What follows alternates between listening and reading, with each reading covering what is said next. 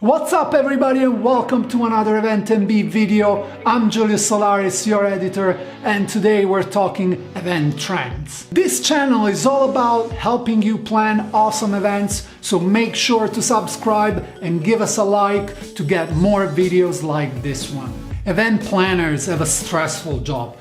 The pressure is on to impress your attendees, your boss, your sponsors, you name it. That's why it's important to keep an eye out for new trends and new things happening all around us. So let me help you with 5 trends that will change the way you plan events in 2019. You may ask, Julius, how did you come up with these trends? Very easy, my friend. We carry the largest research ever done in the event industry. In the last 6 months alone, we reviewed north of 1,500 events to bring you the latest and the coolest of what's happening in the event industry. You know what? I think you can trust us. Enough said. Trend number 5, JOMO, or what we call the joy of missing out. We may tend to think that creating more stuff to do at our events, it's a good thing, but actually information overload is a real thing. It's happening all around us. And as we feel overloaded about what's happening on Twitter, Instagram, Snapchat, YouTube, you name it, same thing happens at events. So it's very important to give our attendees the space to unplug, to disconnect from what's happening around. So whether it's a lounge, an area to cuddle puppies, a meditation area, a yoga area, a work pod, whatever that is, give your attendees a space to disconnect, a white space where they can reconnect to what they are, the human beings they are, and catch up with what they need to do, whether it's pray, whether it's giving milk to their babies, whatever it is, really create that opportunity for them to disconnect, to come back to your event energized. Trend number 4. Passive engagement. Whenever you ask your attendees to reach out to their smartphone and pick it up to do any type of engagement activity at your event, we're losing, they're losing, you're losing, everybody's losing. You know why? Because 30 seconds, 1 minute to pick up the phone, open an app and find a particular screen, it's an eternity in terms of event time. You have to think that one event will last for 1 day, 2 days, a week maybe. So 1 minute and a half to do something, it's actually a long time. So how do you engage your attendees in a passive way? Meaning without them having to take any action, how do you create activations that actually have the opportunity to engage attendees on the spot? One of the examples that I love for this trend is actually one created by an agency with a smart projection mapping on a table that really had attendees to quickly engage with an informative game about a specific client.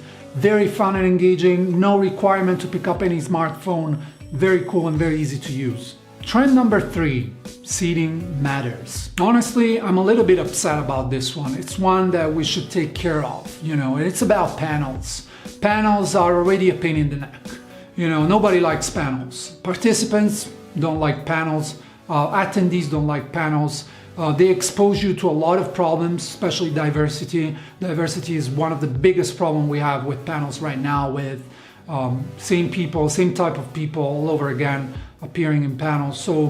But this is a different angle. If there's one way to make panels even worse, is actually not thinking, not designing properly the arrangement, the structure of the stage where the panel is going to happen and the furniture you use for it. The issue was raised by a tech writer who attended a panel as a participant, and obviously the furniture was so badly laid out that it was exposing women specifically with specific type of clothing. You get what I'm saying here.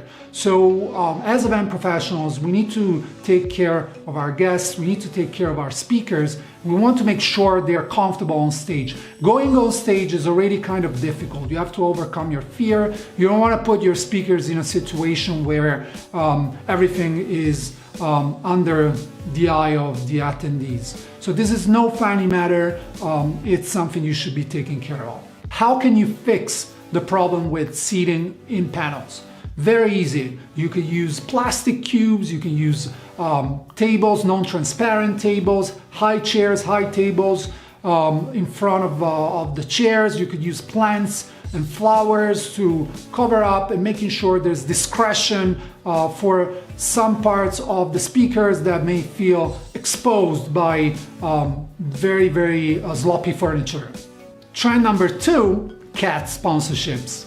Finally, I got to do a video where I talk about cats. Sponsorships are tougher and tougher to get, yet at the same time we're witnessing a constant flow of marketing budgets. CMOs are looking at events as one of the most powerful marketing channels. This is a trend that started last year and is going strong in 2019. So budgets are coming in, but CMOs require a different level of accountability for the type of events you do, and they're used to digital and online where everything is accountable. So CAT sponsorship, creative, aligned, and tangible, they actually play really well with very demanding CMOs. A good example I want to show you here is the SaaS event, annual event, tech event for founders and startups, where they break down the sponsorship in a la carte options on top of the usual set, bronze, silver, and gold. And that really gives the sponsor an ability to align their message with the type of sponsorship that they want. Sometimes whatever it's included in a standard level is not enough for a sponsor, so you've got to be able to be as customizable as possible and to give them an opportunity to pick what they want. In our recent report, The State of Event Sponsorship, you can download it for free on EventMB.com. You will find an analysis of 350 event sponsorship packages taken from 4 different verticals: tech, finance, healthcare, and luxury. We looked at what is the most creative uses of sponsorship, and really when it gets to creativity, stuff like, for example, inviting your sponsors with meet and greet with your influencers or speakers, giving rooms such as yoga rooms or meditation or lactation rooms to your attendees, sponsor opportunities once again. With tech events, very popular, age group tracks sponsored by specific companies, or even more fun, live video or video on demand sponsored by specific companies. These are some of the ideas we reviewed, also with what is the spread in terms of different sponsorship packages, a lot of information for you. And finally, trend number 1, content design. So as we speak, as we're recording this beautiful video, we just finished one of the biggest surveys ever done, asking to event planners, to 800 event planners, what is the number 1 element that impacts experiences? What is the element that makes a simple event become an experience? You know what the most popular answer is? Content. You may think it's flashy lights and fireworks and whatever, it's actually content, which is at the same time the element we always forget about. You know, we look at budgets analysis and we look at all the research out there, and 5% is the average we allocate to speakers in a conference environment or to performers in other types of events. That's sad news, because eventually we want to invest more in our content, but not only in paying more the performers for our event, we're also talking about creating structure, a story. We're talking about introducing storytelling to how we design the content of our events. We're talking about creating a story arc for your attendees. We're talking about being promising on our website. What are they gonna get out of our events?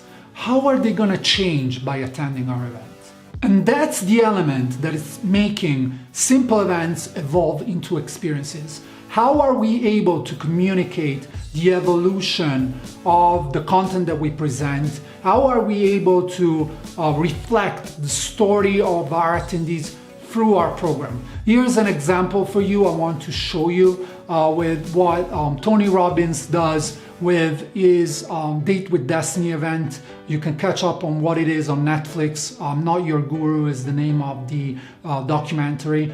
This is the program of Tony Robbins event. You can see in the different steps, there's almost like a transformation day at the end where you could see what the outcome is going to be when you're evaluating attending that event. So this is not only a task for you to think about to better engage your attendee during the event. This is a marketing principle. This is something that is going to help you sell more tickets, register more attendees.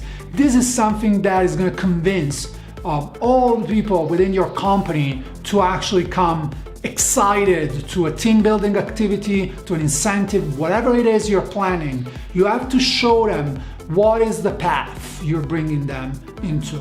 So that's it for me today, folks. I hope you enjoyed our 5 trends for 2019. I actually have around, I would say, 95 more trends for you already. Just check out the link in the description. And as always, you have to support our channel. If you like what we're doing here with this content, subscribe to the channel, give us a like, let us know what you liked, what you didn't like, what are the trends you're seeing in 2019, and I'll be happy to see you in the comments.